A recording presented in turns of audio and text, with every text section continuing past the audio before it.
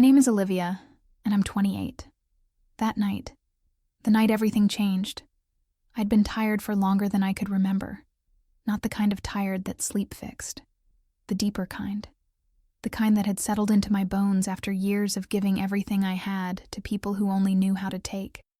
I was a nurse at County General Hospital. That day had been a double shift. 16 hours of beeping monitors, anxious families, and patients who needed me to be strong when they couldn't be. Mrs. Patterson in 304 had held my hand while we waited for her test results.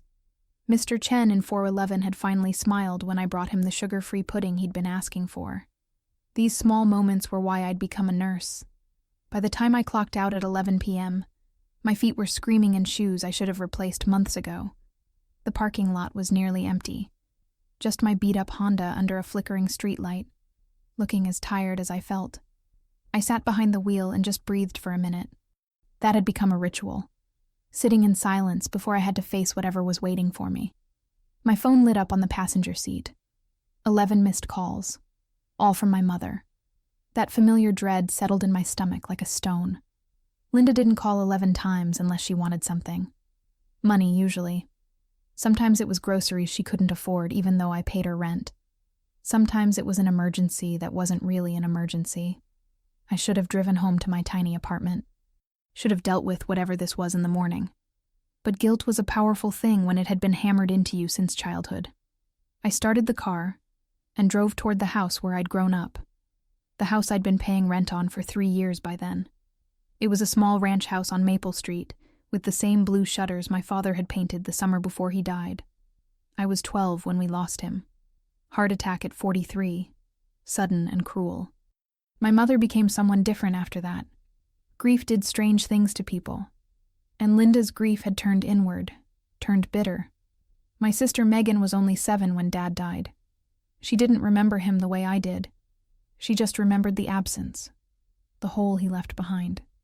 Linda poured everything into Megan after that. Megan wanted dance lessons, and Linda found the money somehow.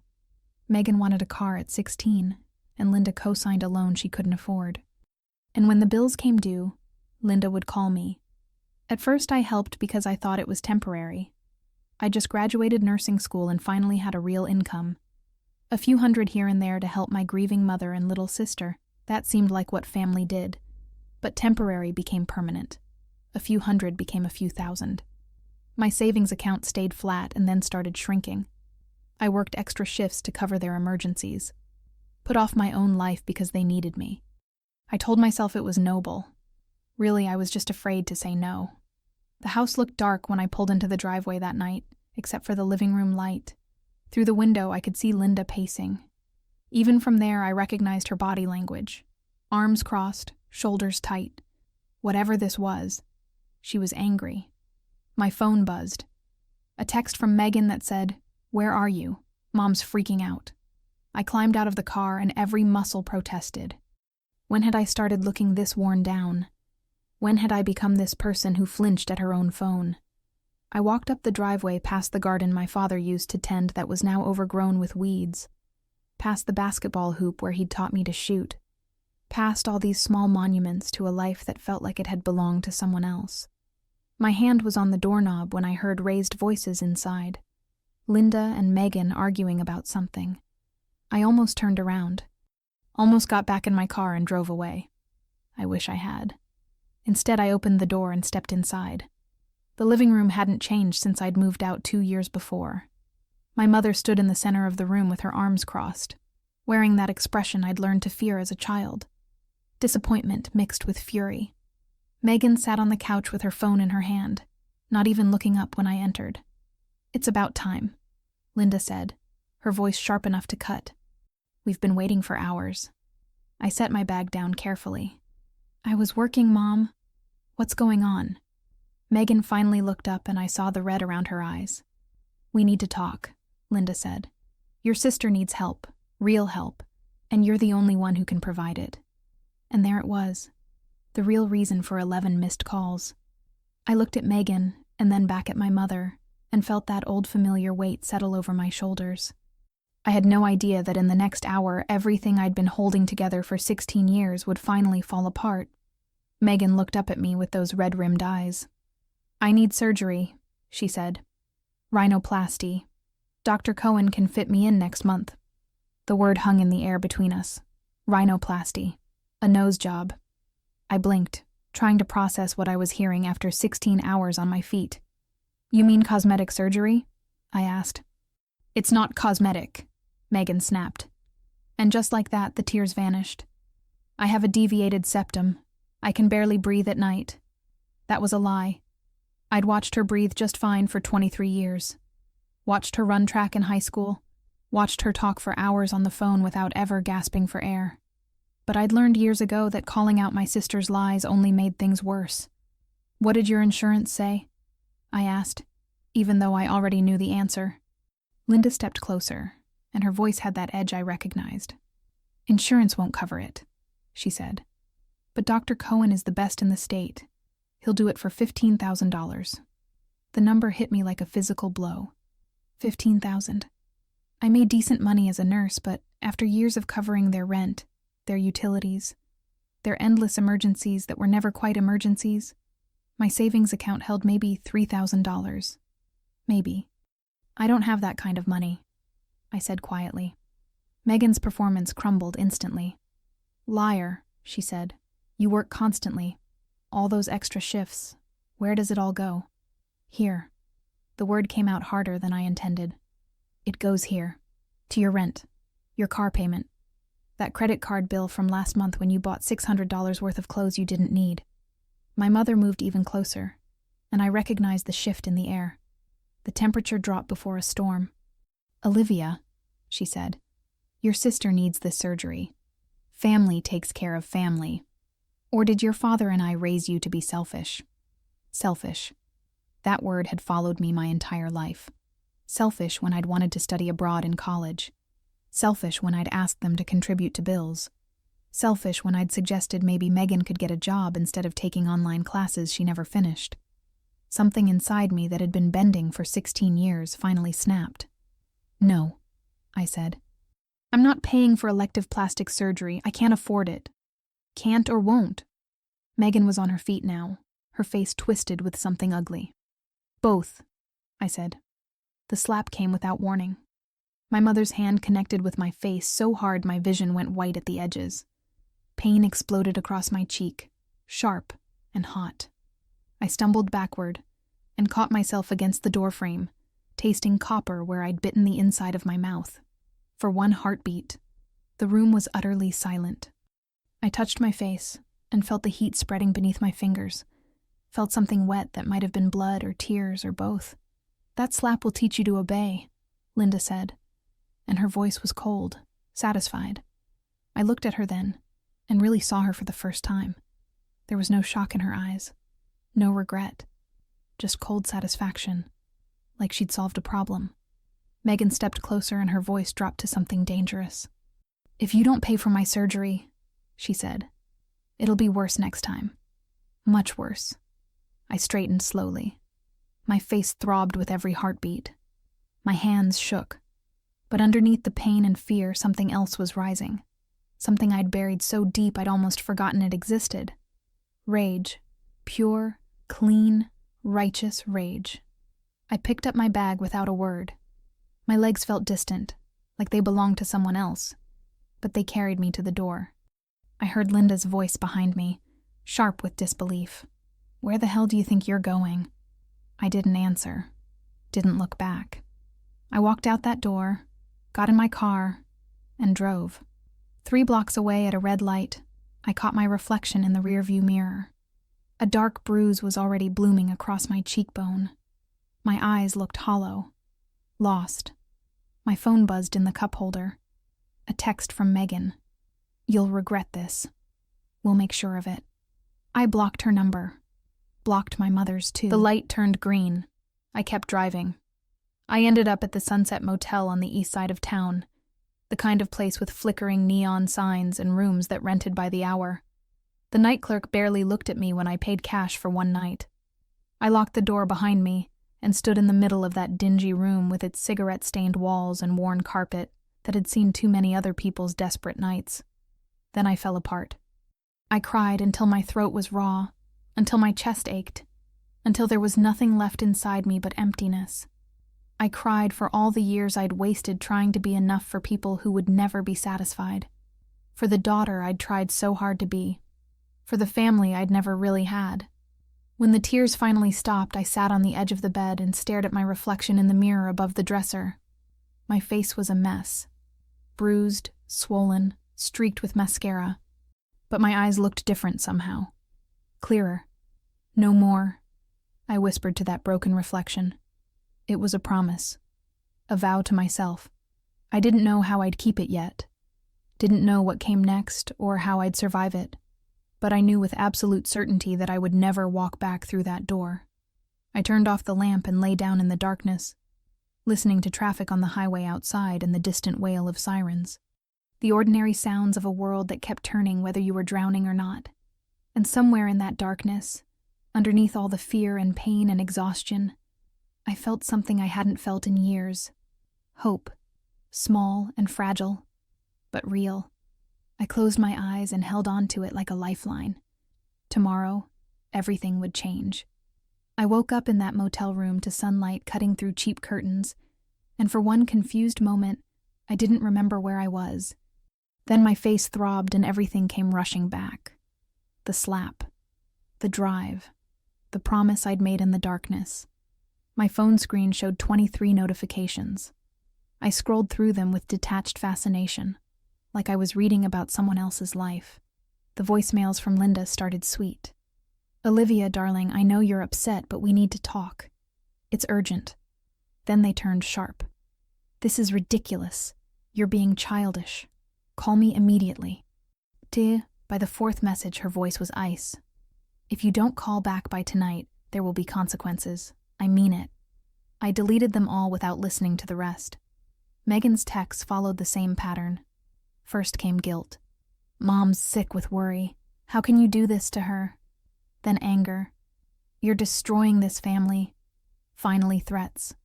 "When you come crawling back, don't expect us to forgive you." I felt nothing. No fear, no guilt, no satisfaction. Just emptiness. Like I'd finally run out of whatever it was that had kept me tethered to them for so long. I showered in that dingy bathroom and watched the water circle the drain. My cheek had turned deep purple overnight, the bruise spreading from my cheekbone down to my jaw. I looked like someone who'd been in a fight. I suppose I had been. I needed somewhere to stay. I couldn't go back to my apartment. Linda had a key, and she'd show up eventually with whatever manipulation she'd decided would work best. I thought of James. He was a colleague at County General, an ICU nurse who'd started 6 months ago. We'd worked several shifts together, and he had this quiet steadiness that made him easy to be around. He'd invited me to his family's Sunday dinners a few times. I'd always said no, always had some excuse about helping my mother. I pulled up his number and stared at it for a long time before I sent a text. "Hey, this is going to sound strange, but I'm in a situation and I need a place to stay for a few days. Would you be able to help?" His response came fast. "Of course. What's your address? I'll come get you." When James pulled up 40 minutes later, I saw his expression change the moment he saw my face. He got out and walked toward me, and his jaw was tight. "Jesus, Olivia," he said quietly. "What happened?" "Family disagreement," I said, and tried to smile, but my face hurt too much. He didn't push. Just took my bag and opened the passenger door. "Come on. Let's get you somewhere safe." His apartment was small but clean with second-hand furniture and books stacked everywhere. "Couch pulls out," he said. "Make yourself at home." "I can't thank you enough. I'll find my own place as soon as I can." "Stay as long as you need," he said, and he meant it. That afternoon my phone rang. Unknown number, a professional voice. "This is Officer Martinez with the police department. We received a welfare check request from a Linda Hayes. She says you're her daughter and she's concerned about your mental state. Says you've been missing, and she's worried you might harm yourself." My blood went cold. A welfare check. She'd actually called the police and painted me as unstable. "I'm fine," I said, keeping my voice steady. "I'm not missing. I'm an adult who chose to leave a toxic situation." "I understand," Officer Martinez said, sounding tired. But I do need to verify you're safe. Can you meet me somewhere? I gave him a coffee shop address near James's apartment and hung up feeling sick. This was how it was going to be. Linda wasn't going to let me go quietly. She was going to use every tool she had, twist every narrative, until she either got me back or destroyed me trying. I looked at my reflection in James's bathroom mirror, at the bruise, at the exhaustion in my eyes. They won't stop, I whispered. They won't stop until they destroy me. But I wasn't going to let them. I had 2 hours before meeting the officer. 2 hours to figure out how to prove I wasn't the villain in my mother's story. 2 hours to start fighting back. 3 days after the welfare check cleared me as stable and safe, I sat across from Maria Reyes in a legal aid office that smelled like old coffee and desperation. She was 40-something with kind eyes and a no-nonsense attitude that reminded me of the best ER doctors I'd worked with. "You have a strong case for a restraining order," Maria said, spreading photos of my bruised face across her desk. I'd taken them the morning after, documenting everything. Physical assault, financial exploitation, harassment. The texts and voicemails helped too. I looked at those photos and barely recognized myself. How long does it take? Hearings in 2 weeks. They'll be notified and given a chance to respond. It could get ugly. It's already ugly, I said. Maria nodded. I'm not going to sugarcoat this. They'll fight back. They'll try to paint you as the problem. Be prepared for that. I left her office feeling both relieved and terrified. Taking legal action felt like declaring war, and I'd spent my whole life trying to keep the peace. But peace had cost me everything. That evening, James made spaghetti in his tiny kitchen while I sat at the counter and watched. It felt surreal, this glimpse of normal life. Someone cooking without keeping score of what I owed them. "You should eat more," he said, sliding a plate toward me. "You've lost weight." "Haven't had much appetite," I admitted. "I get it," he said, and something in his tone made me look up. "My mom left when I was 6. Just walked out one day. My grandmother raised me." He twirled pasta on his fork, not meeting my eyes. Took me years to stop waiting for her to come back, to stop thinking I'd done something wrong. "I'm sorry," I said quietly. "Point is, I understand what it's like when family isn't what it's supposed to be. You don't owe them anything just because you share DNA." Those words settled into me like something I'd been waiting my whole life to hear. The restraining order hearing came faster than I expected. I walked into that courtroom with Maria beside me and my stomach in knots. Linda and Megan sat on the other side with their own lawyer, a sharp-looking woman in an expensive suit. Linda had dressed carefully for this. Conservative clothes, minimal makeup, the picture of a worried mother. When our eyes met across the room, she didn't look away, didn't flinch, just stared at me with something cold and calculating.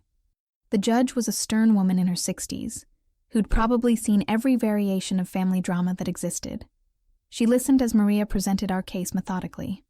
The photos of my bruised face, bank records showing years of one-sided financial transfers, text messages, voicemails, the police report from the welfare check that noted Linda had filed a false report. Then Linda's lawyer stood up and painted a different picture. A troubled daughter with mental health issues. A family trying desperately to help. The surgery money was never demanded, just discussed as a family.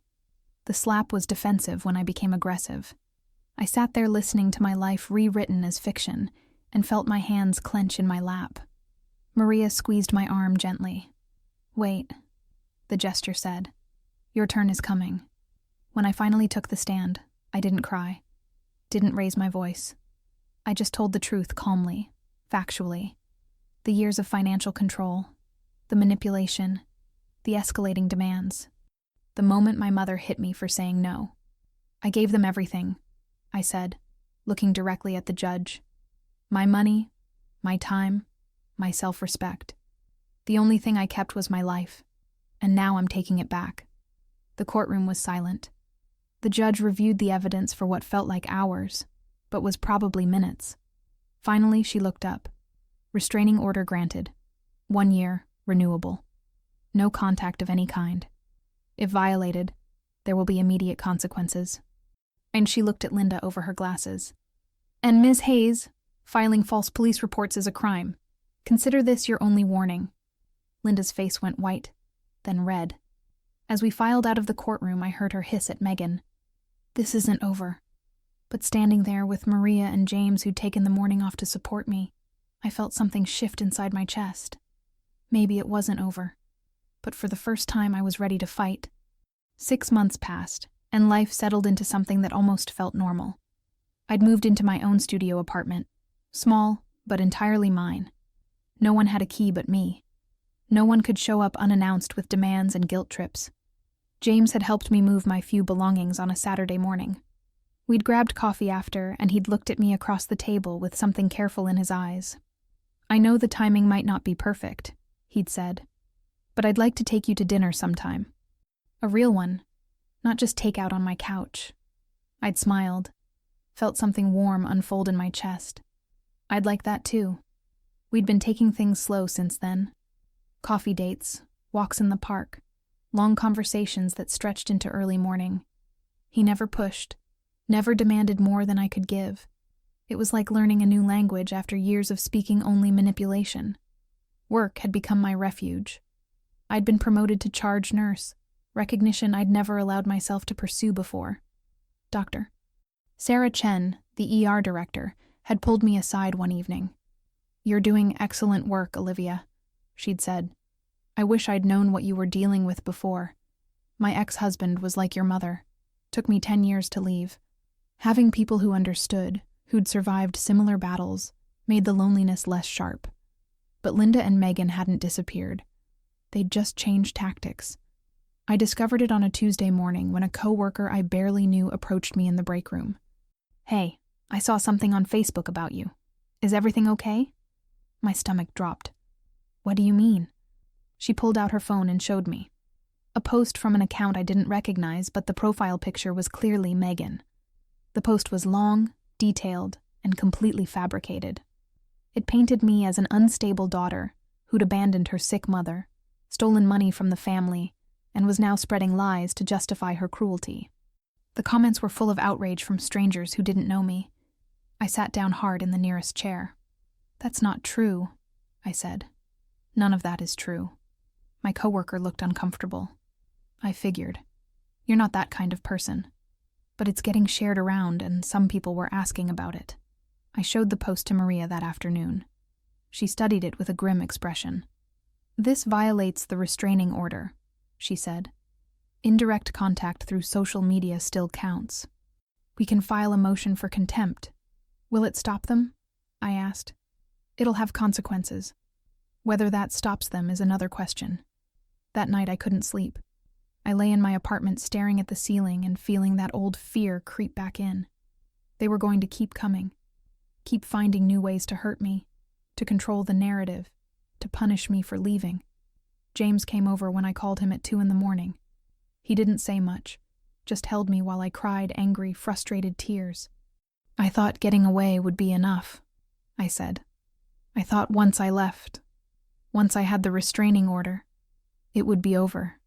It's not about you," he said quietly. "You know that, right? This is about them losing control. People like your mother, they can't stand it when someone stops playing their game."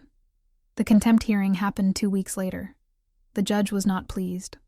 She'd reviewed the social media posts, confirmed they came from Megan's account, and that Linda had shared them extensively.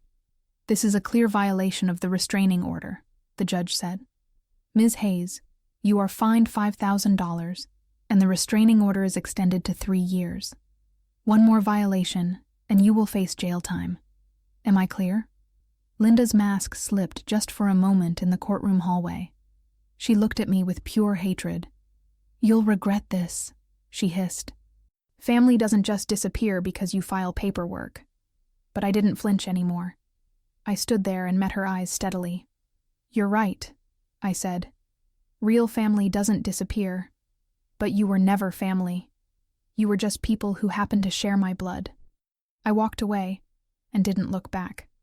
That evening, James picked me up, and we drove to the overlook above the city, the same one he'd taken me to months ago when everything still felt raw and impossible. "You did it," he said. "You actually did it." "Did what?" scot-free. He turned to face me, his expression soft. I've watched you change over these months. Watched you become yourself again. Or maybe for the first time. He leaned in slowly, giving me time to pull away if I wanted. I didn't want to. When his lips met mine, it felt like coming home to a place I'd never been before. Safe and warm and real. We sat there as the city lights flickered on below us, and I thought about how far I'd come, how much further I still had to go. But I wasn't alone anymore, and that made all the difference. A year after I left that house on Maple Street, I stood in my studio apartment and realized I'd forgotten what Linda's voice sounded like. The thought should have brought relief, but instead it left me with a strange emptiness, like mourning someone who was still alive. Therapy with Dr. Patel had become my anchor. Once a week, I sat in her small office with its soft lighting and talked about things I'd never said out loud before. "You're grieving," she'd explained during one session. "Not for who they are, but for who you wished they could be. For the mother and sister you deserved, but never had." "Is that normal?" I'd asked. "It's human," she'd said gently. "We don't stop wanting to be loved just because the people who should love us can't." The grief came in waves. Some days I felt strong and clear, grateful for my freedom. Other days I'd see a mother and daughter laughing together in the hospital cafeteria and feel that old ache settle in my chest.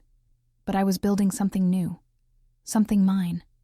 I'd started taking online classes in healthcare administration, something I'd abandoned years ago when Linda called it selfish to prioritize school over family needs. Now I studied at night after my shifts, slowly working toward the degree I'd always wanted. My savings account was growing for the first time in my adult life. I had accounts Linda didn't know existed, emergency funds she couldn't drain, a future I was building brick by brick.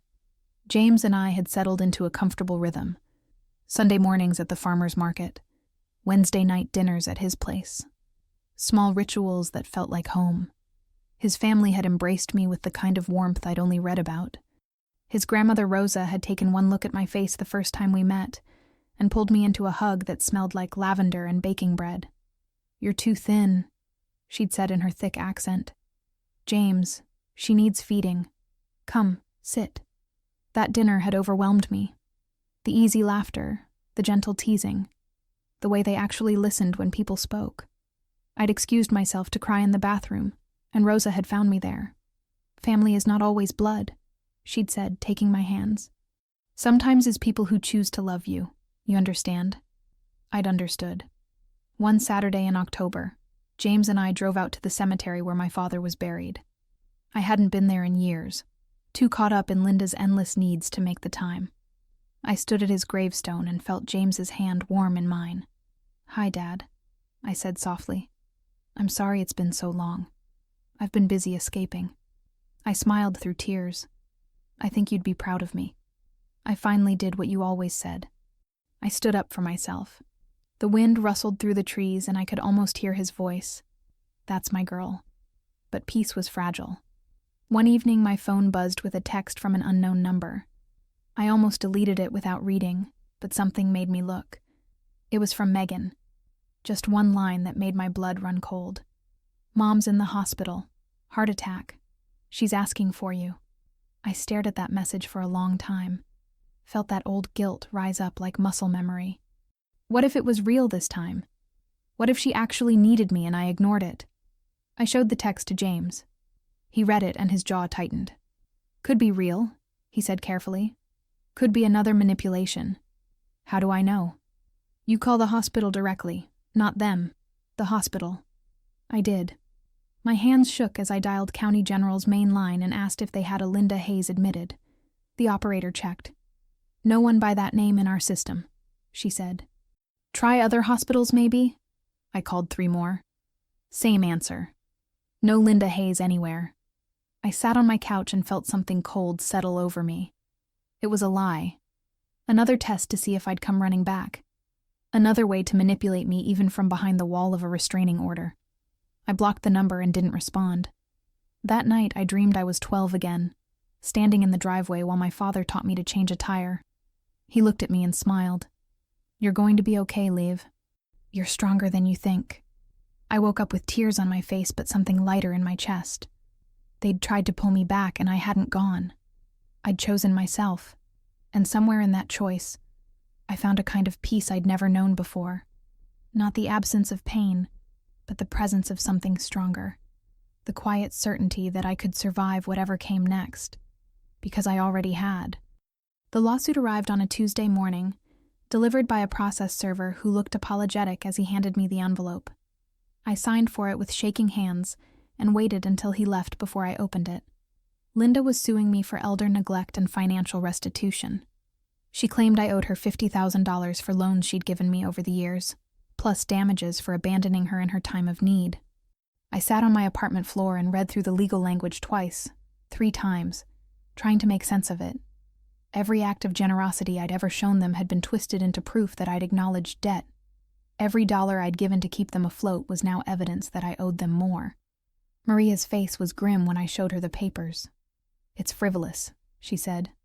"But frivolous cases still cost money to defend." "How much money?" "Could be anywhere from $5,000 to $10,000 if it goes to trial. Maybe more." The number made me sick. I'd finally started building savings, and now I'd have to drain them just to prove I didn't owe my abusers anything. Can't we just ignore it? If you don't respond, they win by default. They know that. They're counting on you not being able to afford to fight. James offered to help financially that night. We were sitting in his kitchen, and he said it like it was obvious, like of course he'd give me thousands of dollars to fight my family's lawsuit. "I can't take your money," I said. "Why not?" "Because I spent years letting people drain me financially. I'm not starting that pattern with you." He reached across the table and took my hand. "Olivia, there's a difference between someone taking from you and someone choosing to stand beside you. I'm not asking to control you. I'm asking to support you. There's a difference." I took extra shifts instead, worked doubles and weekends, came home exhausted, fell asleep studying for my online classes. My body ached and my eyes burned, but every extra dollar went into the legal defense fund. The depositions were psychological warfare. Linda and Megan's lawyer twisted every memory, every act of kindness, trying to make me look like a calculating daughter who'd manipulated her family for years before abandoning them. "Isn't it true you lived rent-free in their home until you were 24? The lawyer asked. "I lived there while I was in nursing school, yes. And your mother supported you during that time." "I worked part-time and took out student loans. She didn't pay for my education, but she provided housing and food, like most parents do for their children who are in college." The lawyer smiled like I'd walked into a trap. "So you acknowledge your mother provided for you, yet you refuse to provide for her now in her time of need?" Maria objected, but the damage was done. They were building a narrative where I was the villain and Linda was the victim. But then it was my turn to testify. Maria had prepared me for this, walked me through every question, every trap they might set. I sat in that chair and told my story calmly, factually. The years of financial manipulation, the escalating demands, the slap, the fake hospital emergency, the social media campaign that violated the restraining order. "I gave them everything," I said, looking directly at the judge. "My money, my time, my health, my self-respect. The only thing I kept was my right to say no. And the moment I said it, my mother hit me. I pulled out my phone and showed them the photos I'd taken that night. My bruised face, the texts from Megan threatening worse, the voicemails from Linda demanding money. "These aren't the actions of a mother who loves her daughter," I said quietly. "These are the actions of someone who sees their child as property, as a resource to be used and discarded when she's no longer useful." The courtroom was silent. The judge reviewed everything for what felt like hours. Bank statements showing years of one-sided transfers. My nursing pay stubs proving I'd earned every cent myself. The restraining order violations. The police report from the false welfare check. Finally, she looked up. "Case dismissed with prejudice. Furthermore, Ms. Hayes, you are ordered to pay Ms. Olivia's legal fees in the amount of $8,000. This court finds your lawsuit to be frivolous and malicious." Linda's face went white, then red. She stood up, her lawyer trying to calm her. "This isn't fair," she shouted. "She's my daughter. She owes me." The judge's voice was ice. Ms. Hayes, I suggest you sit down before I add contempt charges to your troubles. I walked out of that courtroom with Maria beside me and James waiting in the hallway. My legs felt weak, my hands were shaking, but something in my chest felt lighter than it had in years. It's over, Maria said. Really over this time. But I knew better. Linda would never stop trying. The lawsuit might be done, but the war would continue in smaller, crueler ways. Still, I'd won this battle. And maybe that was enough for today. Victory didn't bring the peace I'd expected. The weeks after the lawsuit ended felt strange and hollow, like I was waiting for the other shoe to drop. I kept checking over my shoulder, jumping at unexpected phone calls, bracing for whatever Linda would try next. This is normal, Dr. Patel assured me during our session. You've been in survival mode for so long. Your body doesn't know how to relax yet. Give it time. But time felt like something I'd wasted too much of already. James convinced me to take a long weekend off, and we drove to the coast. I stood on the beach watching waves crash against rocks and felt something inside me start to unravel. Not breaking, just loosening. Letting go. I keep waiting to feel happy. I told him that night over dinner at a small seafood restaurant. Like there should be this big moment where everything clicks and I'm suddenly okay. But I just feel tired. You've been fighting a war for 16 years, he said. You're allowed to be tired. When does it stop? The tiredness? Probably never completely. But it gets easier. You learn to carry it differently. I looked at him across the table. This man who'd shown up when I needed someone most, and never asked for anything in return. How did you get so wise? Therapy. Lots of therapy. He smiled. And my grandmother. She used to say that healing isn't a destination. It's a direction. You just keep walking toward it. Through mutual acquaintances, I heard things about Linda and Megan. They'd been evicted from the house I'd been paying for. Creditors were calling. Megan had finally gotten a job at a retail store, something she'd always considered beneath her. Linda was living with a cousin, burning through that bridge the same way she'd burned through every other relationship in her life. I felt nothing when I heard this. Not satisfaction, not sympathy. Just a distant awareness that their choices had consequences, and those consequences were no longer my problem. Is it wrong that I don't care? I asked Dr. Patel. It's healthy, she said. You've detached. That's what healing looks like. 6 months later, James and I moved in together. His apartment had always felt temporary, but together we found a small 2-bedroom with good light and a kitchen where we could actually cook. The second bedroom became my study, walls lined with books, a desk where I finished my healthcare administration coursework. The night before my final exam, James made dinner while I studied. I looked up at him moving around our kitchen and felt something warm settle in my chest. Not the desperate, anxious love I'd grown up thinking was normal. Something quieter, steadier, safe. Thank you, I said. For what? For being patient with me. For not giving up when I was a mess. And he came over and kissed the top of my head. You were never a mess. You were someone dealing with an impossible situation. There's a difference. I graduated from my program on a sunny Saturday in May. James was there, his grandmother Rosa, Dr. Chen from the hospital, even Maria, who'd fought so hard for my freedom. They cheered when I walked across that stage, and I felt tears on my face that weren't from sadness for once. This was mine, something I'd built with my own hands, my own mind, my own choices, something no one could take away. That evening, James took me back to the overlook where we'd first kissed. The city lights spread out below us like fallen stars. I love you, he said, and I want you to know there's no pressure, no timeline, but I want to build a life with you, a real one, if that's what you want too. I looked at him and saw my future. Not perfect, not without challenges, but real, honest, mine. Yes, I said, that's what I want too. We kissed as the sun set, and I felt something I'd been searching for my whole life finally settle into place. Not happiness exactly. Something deeper. Something that would last. Peace. 2 years after I walked out of that house on Maple Street, I stood in front of a mirror in a dress I'd chosen myself, paid for with money I'd earned, in an apartment that was truly mine. The woman looking back at me was someone I barely recognized from those early days. Stronger, calmer, whole. James appeared in the doorway behind me, already in his suit for our small wedding ceremony. Just us, his family, Dr. Chen, Maria, and a few close friends. No drama, no manipulation, just people who genuinely loved us. "Ready?" he asked softly. I turned to face him and smiled. I've been ready my whole life. I just didn't know it yet. We married in a small garden ceremony, with afternoon light filtering through the trees. When the officiant asked if anyone objected, I didn't hold my breath waiting for Linda to crash through the doors. That fear had finally loosened its grip. She was nothing more than a memory now, fading a little more each day.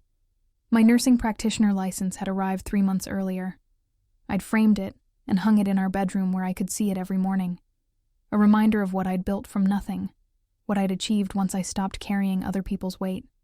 The job offer from County General's Women's Health Clinic had been unexpected, but perfect.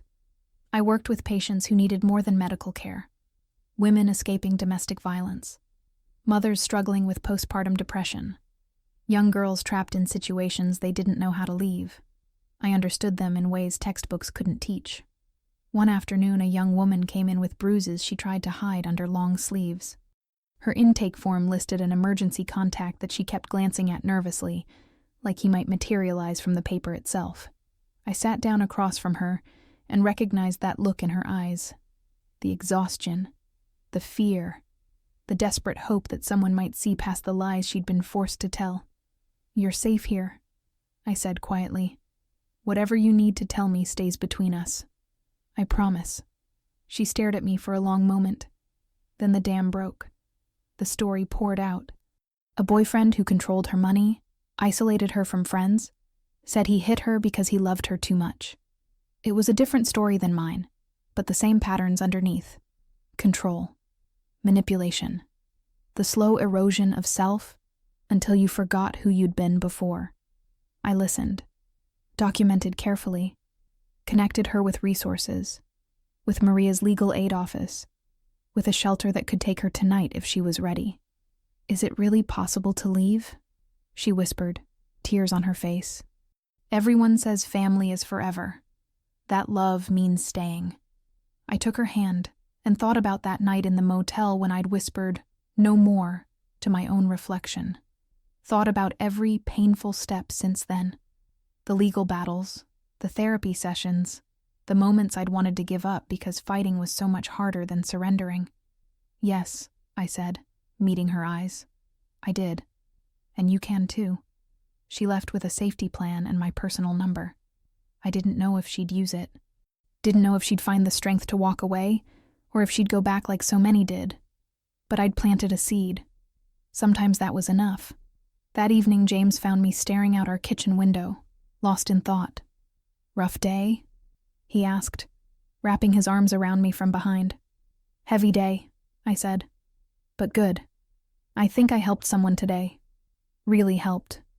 "You help people every day," he said. "That's who you are." I turned in his arms and looked up at him. This man who'd offered me safety when I needed it most, who'd never once made me feel like I owed him for his kindness, who loved me without conditions or scorecards. "I got a letter today," I said. "From Megan." His body tensed slightly. "What did it say?" "That she's in therapy. That she's starting to understand how Linda manipulated both of us, just in different ways. She didn't ask for forgiveness, just said she sees it now. What was done to both of us." How do you feel about that?" I thought about it. Tried to find anger or satisfaction or even sympathy. Found only a distant wish that she'd find peace, the same way I had. "I hope she heals," I said honestly. "But that's not my responsibility anymore. I have my own life to live." And I did. A life I'd built from ashes and hard choices. A life where I woke up without dread, where my money was my own, where love felt safe instead of suffocating. Some nights I still dreamed about my father. In those dreams, he looked at me with pride and said the words I needed to hear when I was 12 and lost. "You're going to be okay, Liv. You're stronger than you know. I woke from those dreams with tears on my face, but peace in my heart. Because he was right. I was okay. More than okay. I was finally, beautifully, impossibly free. And that freedom was the greatest gift I'd ever given myself.